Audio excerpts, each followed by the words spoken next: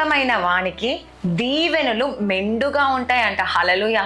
ఈరోజు మీరు నమ్ముతున్నారా, విశ్వసిస్తున్నారా? చూడండి, ఈరోజు నీ నమ్మకం మీద ఆధారపడి ఉంది, మీ విశ్వాసం మీద దేవుడు ఆధారపడి ఉన్నాడండి. మీరు ఎప్పుడైతే నమ్ముతారో, విశ్వసిస్తారో, మెండైన దీవెనలు మీరు పొందుకుంటారంట. హల్లెలూయా. నిజంగా కదండి. ఈరోజు మీరు నమ్ముతున్నారా? అయితే దేవుడు ఈరోజు మెండైన దీవెనలు నీ మీద కుమ్మరించబోతుండు, ఆశీర్వదించబోతుండు.